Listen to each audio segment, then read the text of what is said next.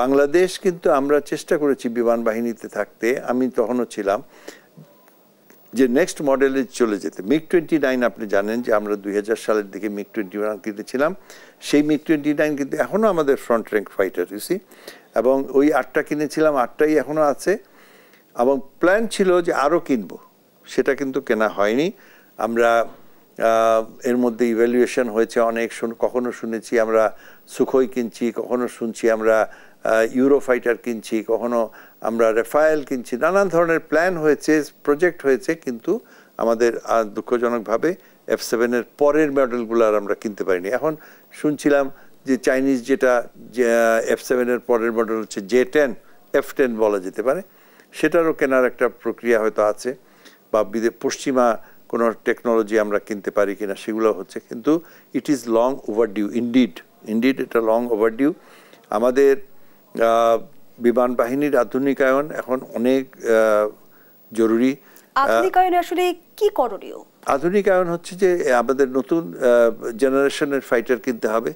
আমরা ট্রান্সপোর্ট কিন্তু ধরেন আপনার এই যে সর্বশেষ C-130J কিনেছি, J model, which is very one of the late model আমরা কিনেছি। হেলিকপ্টার ফ্লিট আমাদের আছে, আর্মির আছে, এগুলোর একদম কোয়াইট আপ টু ডেট। কিন্তু এয়ারফোর্স যদি চালাতে হয়, এয়ারফোর্সের যেটা আমরা বলি টিতাল ক্ষমতার সেটা হচ্ছে ফাইটার্স। তো ফাইটার্সের ক্ষেত্রে বিভিন্ন কারণে আমাদের এখানে ইনভেস্টমেন্ট হয়নি।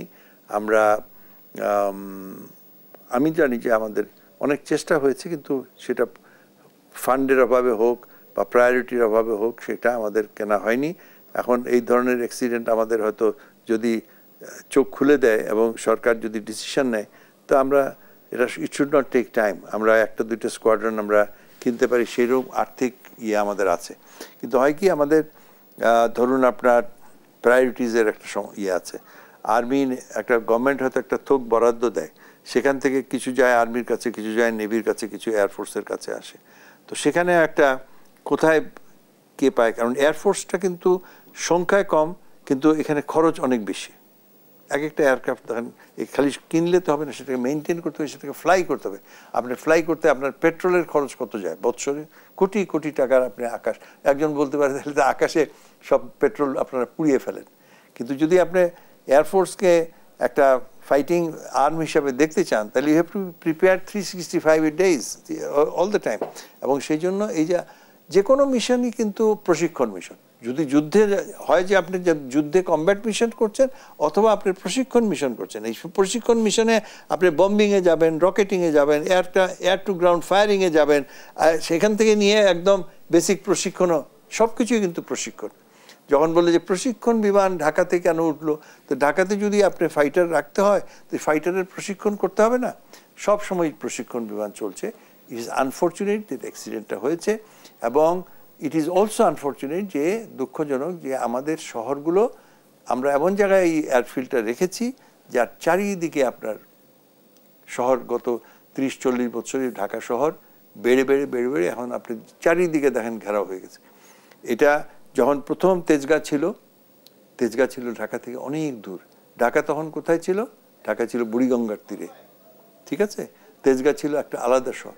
যখন এদিকে চলে আসলো, তখন সেটা ডিসাইড হলো যে না, আমরা ঢাকা থেকে বেরিয়ে যাব, আমরা কুর্মিটোলা যাব, সেটাকে বলা হলো যে আন্তর্জাতিক বিমানবন্দর। কিন্তু কুর্মিটোলা শেষ হতে হতে গত 40-50 বছরে এখন সেই আন্তর্জাতিক বিমানবন্দরেরও চারিদিকে হয়ে গেছে। এই যে স্কুলটার কথা বললাম, স্কুলটাও তো আপনি যদি ম্যাপে দেখেন, গুগলসে দেখেন, একদম রানওয়ে স্ট্রেট, মানে হি ওয়াজ কামিং, এবং স্কুলটার সামনে এসেই সে ক্র্যাশ করেছে। এখনো যে আসলে অনুমতি পাবার কথা কোনটা, হ্যাঁ, ওখানে অনুমতি যে ডিস্টেন্সে আছে সেখানে অনুমতি পেতে পারে, কিন্তু কোন উচ্চতায় সেটা একটা কথা। যে যেটুকু আমাদের মিনিমাম সেখানে তো অ্যাকোয়ার করা আছে, সেখানে কিছুই হবে না। তারপর থেকে দেখবেন যে আপনার একতলা, আরও জোরে যদি যান দোতলা, আরও দূরে গেলে 3 তলা, এই ধরনের পারমিশন দেওয়া হয়ে থাকে। এখন ওই স্কুলটা কততলা আমি নিজেও দেখিনি, গুগলসে আমি ছবিটা দেখলাম, খুব একটা ক্লিয়ার আইডিয়া হলো না। তো এগুলো মাল্টিস্টোরিড করতে পারে, উত্তরায় চারিদিকে মাল্টিস্টোরিড হচ্ছে, এবং প্রত্যেকে কিন্তু এই সিভিল এভিয়েশনের পারমিশন নিতে হয় এবং রাজুকের পারমিশন নিতে হয় এবং অনেক ক্ষেত্রে কিন্তু আমি জানি না স্কুলের ব্যাপারে বলবো না, বাট অনেক ক্ষেত্রে এটা হয়েছে যে পারমিশন হয়তো 6 তলার নিয়েছে, বানিয়েছে 8 তলা, 8 তলার পারমিশন হয়েছে 9 তলা, উপরে একটা টেম্পোরারি শেড করেছে। এইভাবে মানুষ ভায়োলেট করেছে আইনকে, এবং এটা ওইদিকে শুধুমাত্র হয়নি, উত্তর এইদিকে আপনার বাড়িধারাতে দেখেন, গুলশানে দেখেন, অনেক জায়গায় এটা হয়েছে। এটা উচিত নয়। তো এখন এগুলা মানুষ বলতে পারে যে এখানে তো জমির প্রচণ্ড দাম, আমি এখানে একটা কনস্ট্রাকশন করতে গেলে আমি কেন করব না? তাহলে আপনাকে ডিসিশন নিতে হবে রানওয়ে এখানে এয়ারপোর্ট সত্যি থাকবে কিনা। Ideally airport should have gone, আজকে থেকে 20 বছর আগে এটার এয়ারপোর্টের কাজ শুরু হওয়া উচিত ছিল। এখানে 3rd টার্মিনাল না করে ওখানেই আমাদের টার্মিনাল করে আন্তর্জাতিক মানের একটা বিমানবন্দর আমরা 20 বছরে করতে পারতাম। আমরা যদি পদ্মা সেতু করতে পারি, আমরা যদি টানেল করতে পারি, আমরা যদি এক্সপ্রেসওয়ে করতে পারি, আমরা 4 লেন 8 লেন হাইওয়েজ করতে পারি, আমরা ওই রানওয়েটাও আমরা করতে পারতাম। এবং যদি সে না শুরু হয়ে থাকে এখনও এই অ্যাক্সিডেন্টের ফলে আমাদের একটা ট্রিগার হওয়া উচিত যে না, আমরা এই রানওয়ে এখান থেকে আমরা আগামী 20 বছরের মধ্যে আমরা এখান থেকে সরে যাব, আমরা অন্য কোথাও চলে যাব। এবং একই সঙ্গে আমি বলবো যে বিমান বাহিনীর, বাংলাদেশ বিমান বাহিনীর দুর্ভাগ্যবশত আমাদের 3টা মেজর ফ্লাইং ঘাঁটি আছে। যশোর বেসিক, সেখানে ট্রেনিং হয়, পিওর ট্রেনিং। ঢাকা, এখানে ফাইটার আছে, হেলিকপ্টার আছে। যশোরে, চিটাগংয়ে আমাদের কিছু ফাইটার আছে, এবং আরেকটা আমরা নতুন এয়ারপোর্ট করেছি যেটা ডিজাইন ফর অপারেশনাল ইউজ, সেটা হচ্ছে কক্সবাজার। কিন্তু কক্সবাজার বাড়া হয়েছে মায়ানমারের দিকে চোখ রেখে, ঠিক আছে। ঢাকার প্রতিরক্ষার জন্য, ঢাকার যেটা আমাদের হার্টল্যান্ড, ঢাকা ইজ আমাদের যেটা মিলিটারিতে আমরা বলি সেন্টার অফ গ্রেভিটি, সেই সেন্টার অফ গ্রেভিটিকে প্রোটেকশন দেওয়ার জন্য ঢাকার আশেপাশে আমাদেরকে একটা অপারেশনাল ফাইটার বেস করতেই হবে। তো সেটা আইডিয়ালি আমরা করতে পারি ঢাকার বাইরে, টাঙ্গাইলে করতে পারি, ঘাটাইলে করতে পারি, যেখানে হয়তো সেখানেও কিন্তু আপনাকে ফরেস্টের ল্যান্ড নিতে হবে, কোনো আদিবাসীর ল্যান্ড নিতে হবে, কোনো কৃষকের ল্যান্ড নিতে হবে, কোনো ইন্ডাস্ট্রিও এখানে গড়ে উঠছে, ডিসপ্লেসমেন্ট হবে। এবং যেখানেই বাংলাদেশের ডিসপ্লেসমেন্ট হয় সেখানে কিন্তু প্রচণ্ড ইয়ে হয়, জনরস হয়ে যায় যে না, আমার যেখানেই করো ঠিক আছে, এয়ারপোর্ট করতে হবে, কিন্তু আমার জমিতে না। তো সেখানে সরকারকে একটা, কিন্তু স্বাধীনতার 5 দশকেও কেন আমরা সময় উপযোগী প্রতিরক্ষা ব্যবস্থা গড়ে তুলতে পারলাম না? এখানে কি আমাদের সদিচ্ছার ঘাটতি দেখেন?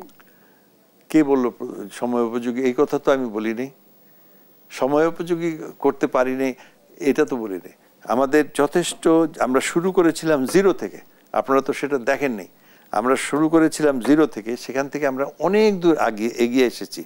কিন্তু এবং বিশেষ করে আমি বলবো যে আর্মি এবং নেভির উন্নয়ন যেটা হয়েছে, অল দ্য ওয়ে উন্নয়ন হয়েছে, সেটা চোখে পড়ার মতো। এয়ারফোর্সেরও উন্নয়ন হয়েছে, কিন্তু not at per with them.